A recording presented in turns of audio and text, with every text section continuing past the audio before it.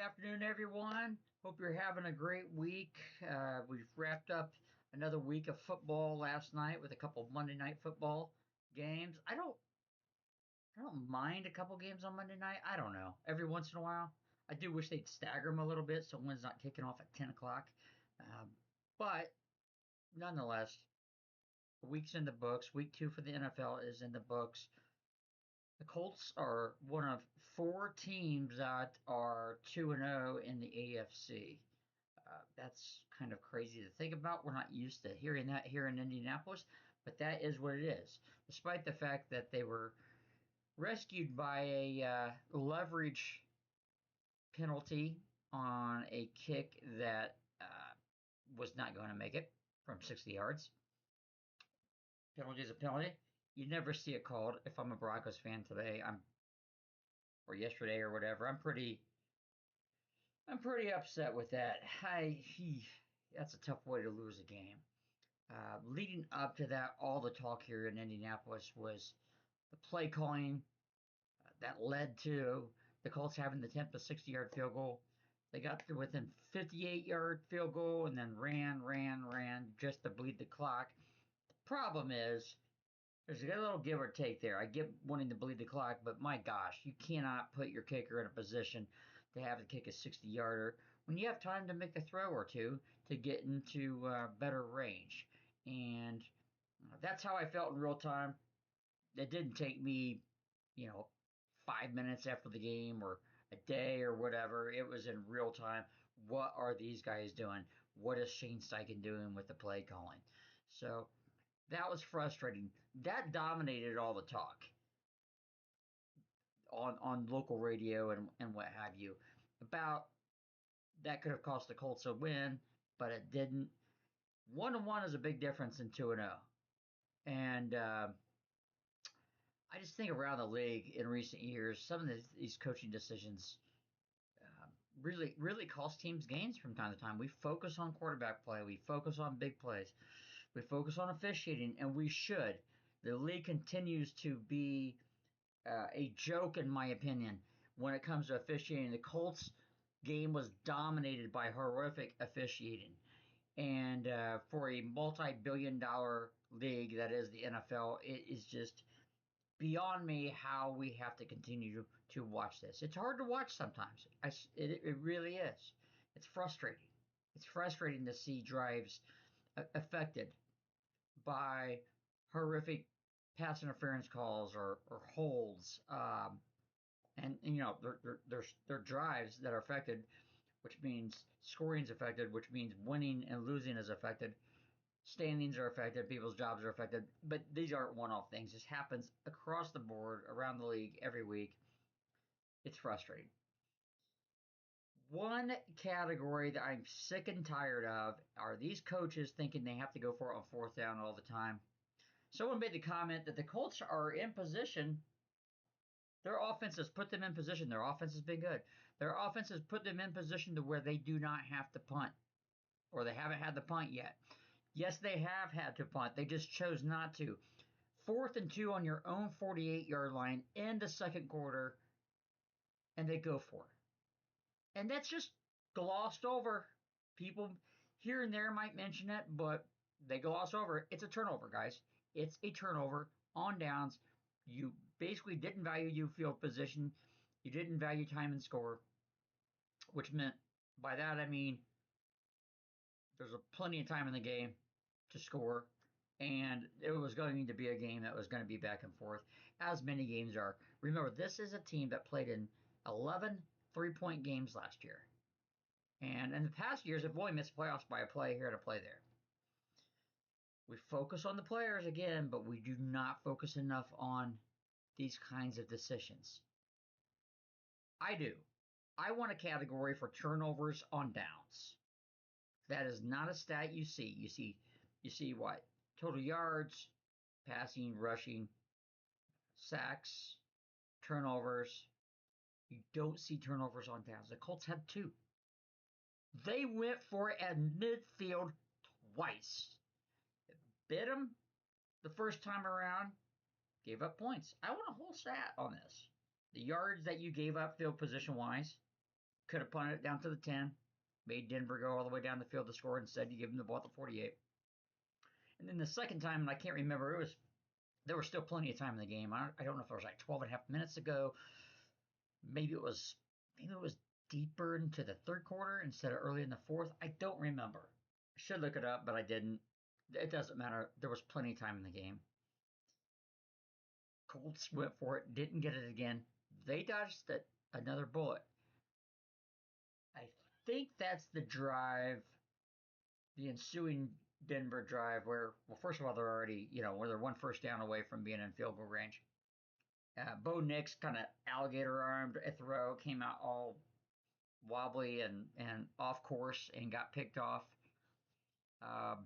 So, those things happen, but that was probably the one bad play Bo Nix made all day. He couldn't follow through. There was a helmet in front of him or whatever. It looked like he kind of let up. He didn't want to follow through and break his hand or knock his hand on a helmet. That's what it looked like to me, but it doesn't matter. He came out wobbly. They were going to score that drive. And I think that was the drive after the turnover. The point is, I don't know when points, whether it's these coaches that go for two all the time, like in the second quarter. I don't know when points. We stopped valuing points and we stopped valuing field position in the NFL. But it's happened. It's been happening in recent years. And on the Colts side of things, it happened with Frank Reich and now Shane Steichen, and it's across the board. It's an epidemic in the league. Some of these coaching decisions. So Colts dodged one. They played really well, though, once again. It was a really fun game to watch. Both offenses looked good.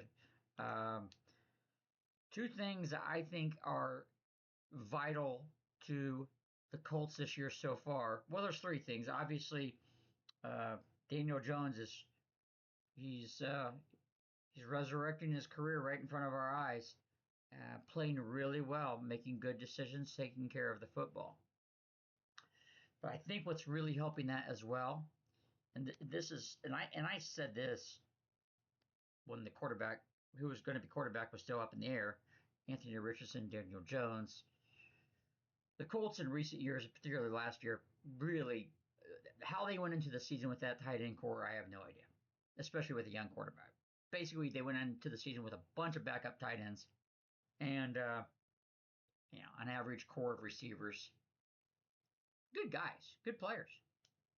But I would say an average core of receivers and no tight ends.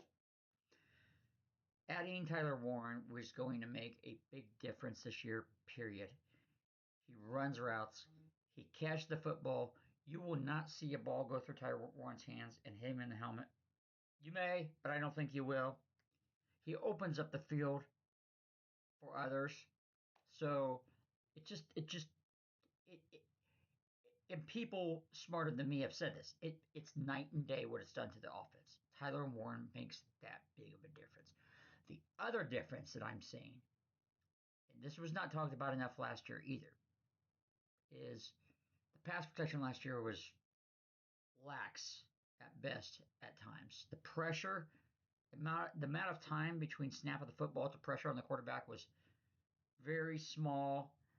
There's a stat out there that had the Colts in the bottom third of the league in that category. I believe it. I don't know how to find the stat. I don't know what you call it, but I heard someone say it, and it was very true. This year, that's not the case. This line is protecting. They are giving big pockets of comfort and time for Daniel Jones to make his reads and his progressions and make the throws. That makes a big difference too. Colts got a new center, new right guard. It has turned that pass protection around and made them so much better in that category. So, but that's a league. The league is that fleeting, right? 2-0 sounds like the Colts are killing it. 1-1 would have sounded like, I like what I've seen, but it's 1-1. I like 2-0 better. Now they're really in position to do some really, really good things. Need to go to Tennessee and win that game. Start 3-0. Take control of the lead of the division early on, and see what you can do moving forward after that. It gets harder after Tennessee, but 3-0 is 3-0. Who cares? I really don't concern myself with strength of schedule and all that stuff. A win's a win, and a loss is a loss. And as the great Rick Venturi, former Colts coach, says, everyone's 8-8. The quarterback loses you 4 games, or the quarterback wins you 4 games.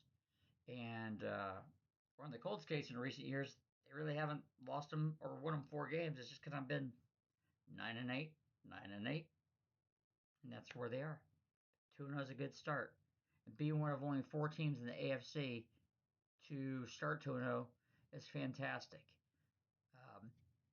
I feel bad for Bengals fans and Joe Burrow in particular. I love Joe Burrow. I think he's a fantastic quarterback. Man, that guy gets hurt a lot, and he's got, you want to talk about offensive lines that don't protect him. That Joe Burrow has put up with a lot of bad pass protection there in Cincinnati, and he's taken it on the chin a few times from an injury standpoint. So feel bad for him, but the Bengals are 2-0, and now they don't have Joe Burrow, so that stinks. Another regional team that kind of caught my attention, the Bears. You know, we complain about 9-8 here in Indianapolis and not having a franchise quarterback, and yet there are so many franchises out there that haven't had a franchise quarterback in 25 years that have made the playoffs 4 or 5 times in that time. Here are the Bears again, 0-2. They looked awful. I don't know where they're going. I honestly really don't care. I quite enjoy them, seeing them get crushed and starting off 0-2. The Lions just dominated them. Lions, nice bounce back that game, by the way. We should have been all over that one. If I would have looked at that a little closer, just kind of taken a breath and looked through it. Yeah, everyone was kind of like down on the Lions last week, losing at Green Bay, and here they bounce back, and they're just did what Detroit's been doing in recent years. Very talented, putting up points.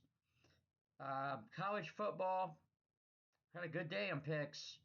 Notre Dame, the over point total was 50 points. We beat that by halftime. Got the Georgia Tech one. We talked about the Georgia Tech game. Told you it was upset special. Upset watch, that is. Tech beat Clemson. What else did we get? We got Purdue plus 21 points or 20 and a half. They lost by 16. We got Tennessee plus 3.5. Got very fortunate on that one. Got Tennessee plus 3.5. Got that one. Did not get Florida. Florida lost 20-10. 5 freaking interceptions, and they still only lost 20-10. A pick six, a touchdown called back, an interception in the end zone, a pick at the end of the half with 20 seconds to go that gave LSU a field goal. Quarterback play, man. It wins you or loses games, but the Gators have the talent otherwise. Got to get DJ Lagway figured out. I don't know what's going on there. But, all right, that's it. That's a week of football. Quick recap. We're pushing right on. We're going to start working at next week. Have a good day and week, everyone, and we will talk soon off the Rail Sports. We'll be back in a couple days, and we'll have more takes on games coming up this weekend. Take care.